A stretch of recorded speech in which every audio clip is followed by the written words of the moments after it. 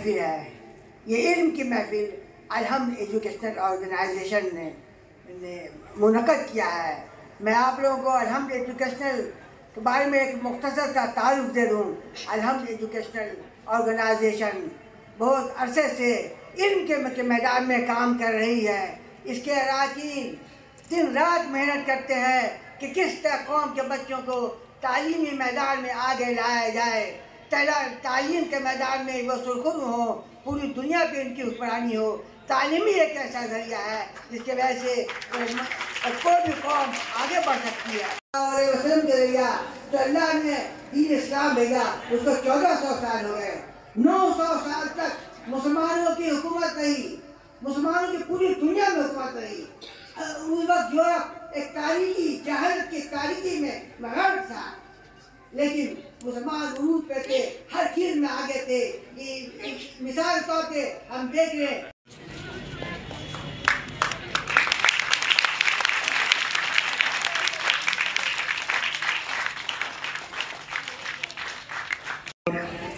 जनाब राशिद अनवर साहब और जनाब राशिद अनवर साहब और जनाब कमरुद्दीन मलिक साहब और हमारे तमाम नायब सदर जो पीछे के सफ़ में बैठे हुए हैं, और ख़वातीन व हज़रात और हमारे तलबा और तालिबात।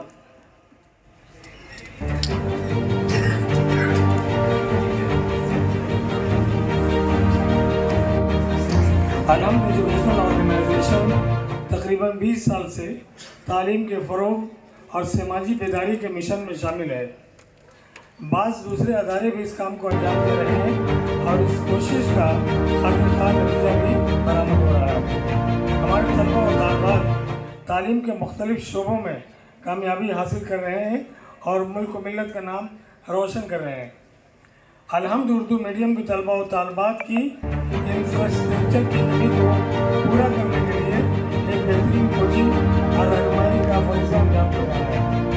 हमारे तलबा और तालिबात डॉक्टर, इंजीनियर, टीचर्स और मुख्तलिफ़ शोबों मास्टर्स और कानून के शोबे में कामयाबी हासिल कर चुके हैं। मेडिकल या इंजीनियर की कोचिंग भी हमारी ज़रीना ख्वाहिश थी, जो उरूज की शक्ल में कामयाबी से हमकिनार है। तकरीबन 4 साल से हमारे तलबा और तालिबात डॉक्टर बनकर कामयाब हो चुके हैं और ये सिलसिला जारी है। हमारे एक सीनियर मेंबर जनाब डॉक्टर उरूज के कन्वीनर हैं, उनकी निगरानी में ये चल रहा है और इसके तमाम मामला भी चलते हैं। इसलिए हम अपने बच्चों को नहीं दे रहे हैं। किसी दूसरे मौके पर उरूज से जो बच्चे कामयाब हुए, जो MBBS में कामयाब हुए हैं, आयुर्वेदिक, होम्योपैथी, मुख्तलिफ शोबों में 20-25 बच्चे कामयाब हुए, एक अलग मौके पर उनकी इज़्ज़त अफजाई की जाएगी। हम अपने बच्चों की काउंसलिंग के ज़रिए भी तरबियत देते हैं। साल भर में कई प्रोग्राम जैसे यौम उर्दू, यौम अखबार, यौम सर-सैयद, यौम तालीम, यौम पैदाइश मौलाना आज़ाद के ज़रिए मज़मून नवीसी, डिबेट, बहस व मुबाहिसा के ज़रिए इनकी किरदार साजी की जाती है। माध्यमिक और हायर सेकेंडरी में 100% रिज़ल्ट हमारा टारगेट है, जो पूरा होता है। हम अपने कामयाब तरीन तालिबात सालाना तकरीब में स्कॉलरशिप मोमेंटो से इज़्ज़त अफजाई करते हैं। सालाना फंक्शन में ड्रामा एक अहम हिस्सा है। डिबेट और ड्रामा के ज़रिए बच्चों के अंदर कायदाना सिफत का इस्तेमाल पैदा किए जाते हैं।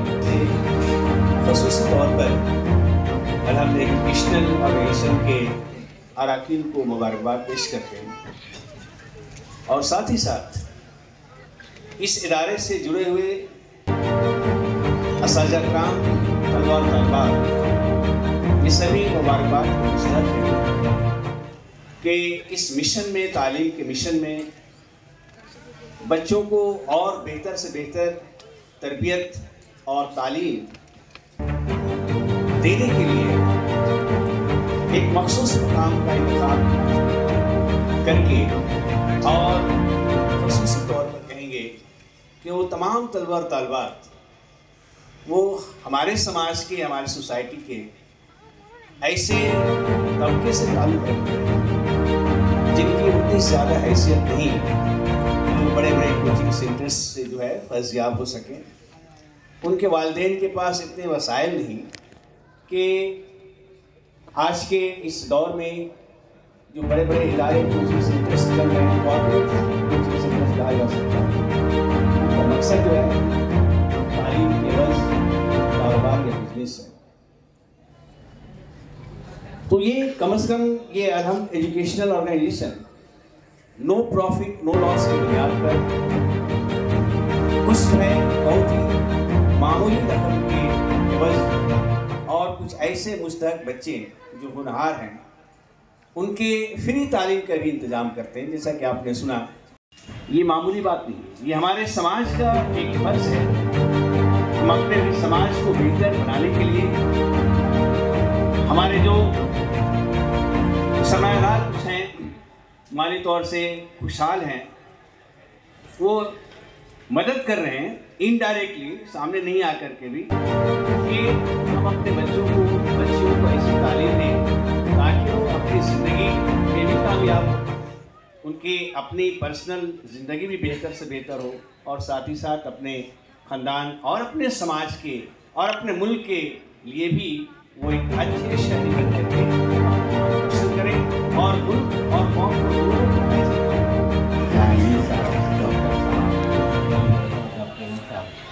और शामिल। आज हम लोग यहाँ पे अल्हम्दुलिल्लाह पुलिस स्टेशन पे आए हुए हैं। तालीमी माहौल है।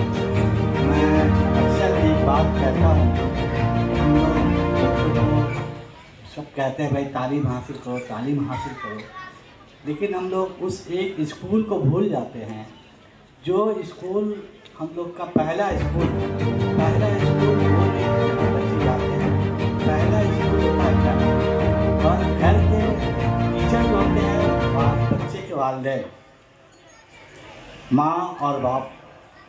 तो मैं अक्सर अब बच्चे के वालिदैन से स्कूल जो है वो स्कूल कैसा है, आप घर में जो ज़ुबान बोलते हैं वही आपका बच्चा सीखता है, और आप अपने बच्चों पे खुद अगर नहीं ध्यान देंगे तो आप स्कूल के टीचर के एग्ज़ाम लगाते हैं। मैं अपने घर में भी मैं जो ऑर्गेनाइजेशन चाहता हूँ मलिक भैया, उसका हर साल फेलिसिटेशन करता हूँ, तो मेरी अहलिया भी प्रोग्राम में आई हुई थी, तो हमने आपके बच्चे के कैरियर में डाल करके उसकी ज़िंदगी में साथ।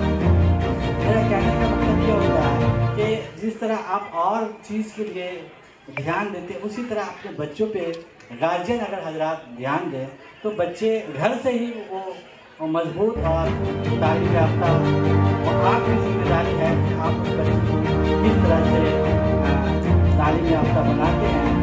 मैं अक्सर गार्जियन से बात करता हूँ, भाई आप अपने बच्चे के लिए क्या करते हैं, आप कितने टाइम अपने कौम की माओं से, बहनों से हमेशा मेरी एक रिक्वेस्ट रहती है, वो ये रहती है कि देखिए आप लोगों का बच्चा, हमारा जो सबसे ज़्यादा इंसान को पता है इंसान इन्वेस्ट कहाँ करता है, बड़े अलग अलग पॉलिसी वाले बताते हैं यहाँ इतना रिटर्न मिलेगा, वहाँ उतना रिटर्न मिलेगा, तो हमारा ज़िंदगी का सबसे बड़ा रिटर्न हमको तब मिलता है जब इंशाल्लाह हमारे बच्चे दुनिया और आखिरत में कामयाबी पाते हैं।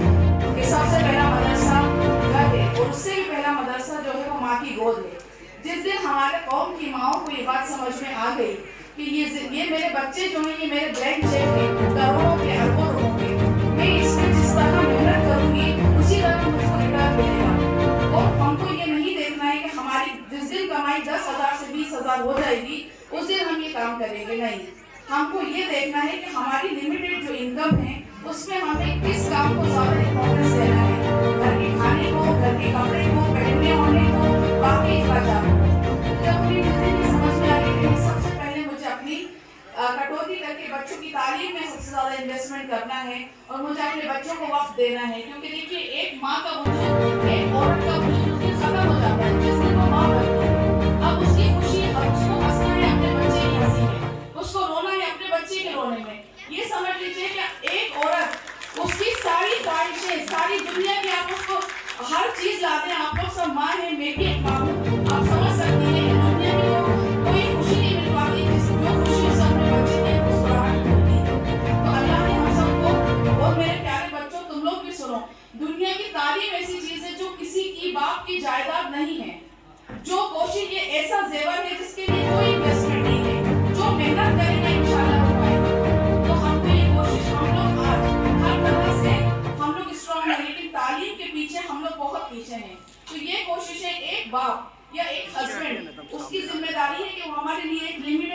जाके रात को आता है, वो एक लिमिटेड अमाउंट हमारे हाथ में ला देता है। अब ये हमारी अक्लमंदी है कि हम अपनी एफर्ट्स को, हम अपनी काबिलियत को, हम अपने पैसे को, हम अपने घर को किस तरह चलाएं। जिस चीज़ में हमको सबसे ज़्यादा फ़ायदा है, हमको उसमें उस पैसे को लगाना है। तो उसी लिमिटेड रिसोर्सेज में हमको अपने बच्चों को ज़्यादा से ज़्यादा कोशिश करके पढ़ाई में लगाना है, क्योंकि जब हमें नहीं देखना कि मेरी बहन का घर कैसा है, मेरी बहन के पास कितनी गाड़ी है, मेरी ननद के पास क्या है, हमें ये नहीं देखना। कल को जब हमारा बच्चा इंशाल्लाह डॉक्टर, इंजीनियर, IAS कहलाएगा, तो हमें सबसे ज़्यादा हमारे इन्वेस्टमेंट का रिटर्न उस दिन मिलेगा। नंबर 1